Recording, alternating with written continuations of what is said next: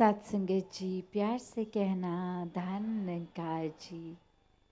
खटी माँ के इस परांगण में जहाँ संतों की वाणी पिछले कुछ घंटों से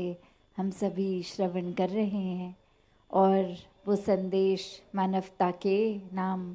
कि इस संसार में आने का एक परम लक्ष्य इस प्रभु परमात्मा की प्राप्ति, अपनी पहचान करनी है तो वो सिर्फ और सिर्फ परमात्मा की पहचान से ही संभव है, क्योंकि इसी निराकार इसी परमात्मा से उत्पन्न ये आत्मा हर एक में बसती है। और कैसे ये जीवन जीते जीते ये पहचान हो जाए तो ही ये जीवन सफल है, वरना तो जीवन में तमाम उलझने हैं। एक मायावी रूप, एक संसार का, पल पल में स्थितियाँ परिस्थितियाँ बदलती, पल पल में इतना सामान, इतनी एक सिचुएशंस जो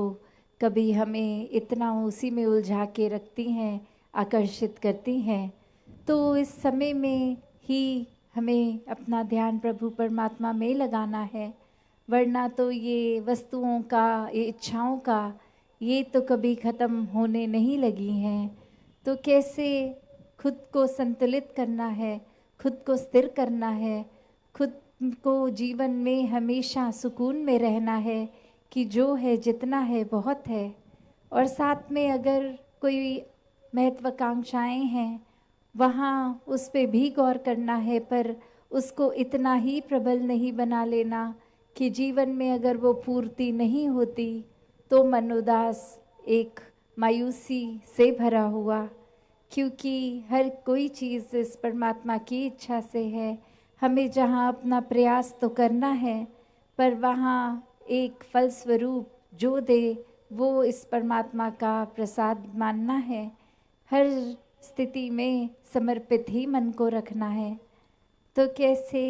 जीवन में जहाँ हम कहीं भी रहते हैं, जहाँ पे भी एक पैदाइश है, एक किसी प्रांत में, किसी कम्युनिटी से बिलोंग करते हैं, किसी देश में हैं, कैसे भी हमारे कल्चरली हमें एक हमारी सभ्यता के अनुसार, एक परंपरा के अनुसार जो सोच, जो रीति रिवाज अगर अक्सर एक अपना लेता है कोई कल्चर, तो कैसे हम इस परमात्मा की अगर जानकारी नहीं रखते, एक सच्चाई से वाकिफ़ नहीं है,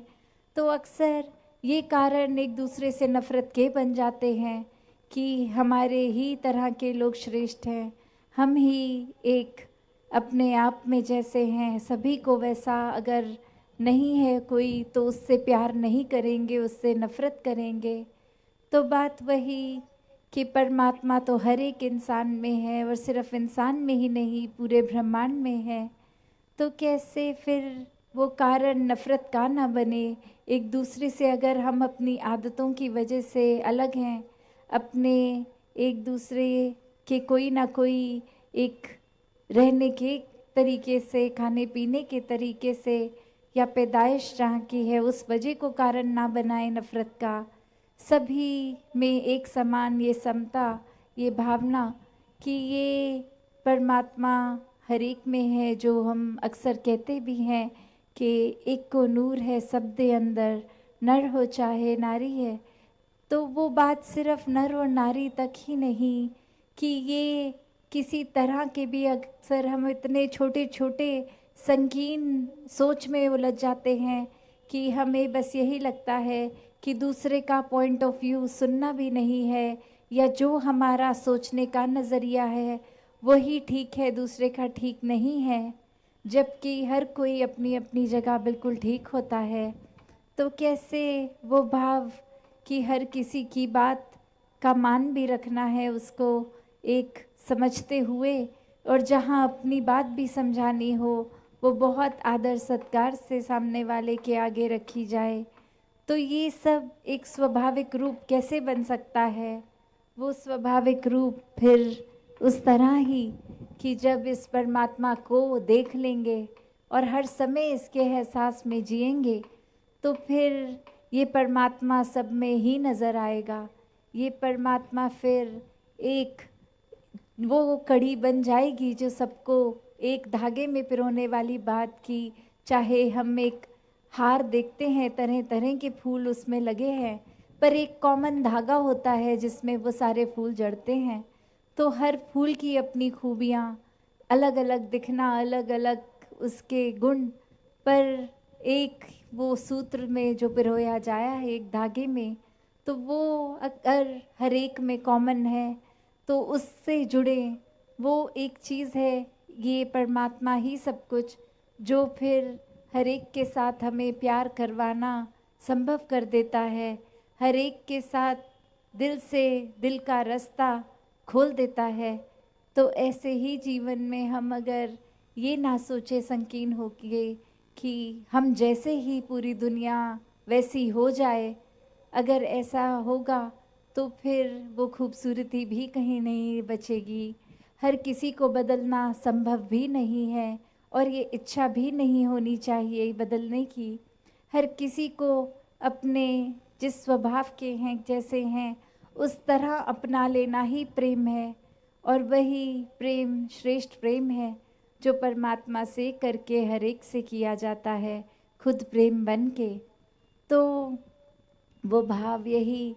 कि अक्सर अपने तरीके से अगर सबको करें तो वो बहुत ही घाटे का सौदा भी हो जाता है। और एक कहानी भी इसी पर कि एक राजा, उसको आँख में कोई तकलीफ़, और उसको फिर वहाँ के हकीम समझाते हैं कि अगर आप हरी हरी चीज़ें देखेंगे तो आँख पे उसका प्रभाव बहुत अच्छा पड़ेगा, उससे आँख की नज़र ठीक हो जाएगी। तो वो राजा फिर फैसला लेता है कि पूरे ही राज्य को हरे रंग का पेंट कर दिया जाए, हर चीज़ हरी, हर चीज़ हरी कर दी जाए। और अब उसमें वो खर्चा भी इतना हो रहा है, समय भी पूरी एक इतना व्यर्थ हो रहा है कि जहाँ जहाँ नज़र जाए वो हर एक चीज़ हरी ही करनी। और कुछ समय बाद फिर से वो हकीम जब ये चेक करने आता है तो वो बहुत हैरान कि इस राज्य में तो हर कुछ हरा ही कर दिया है। और फिर राजा से जब मिलते हैं तो कह देते हैं कि ये आपने हर चीज़ हरी करी हुई है। और राजा कहता है कि आपने ही कहा था कि सब हरी हरी चीज़ों पर नज़र डालो। तो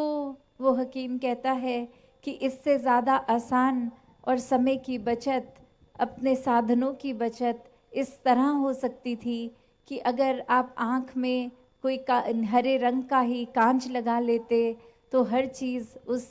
रोशनी से आँख जब उस कांच के थ्रू देखती तो हर कुछ नज़र हरा ही आता, आपको वैसे भी कोई और रंग नहीं दिखता। तो बात वही कि कैसे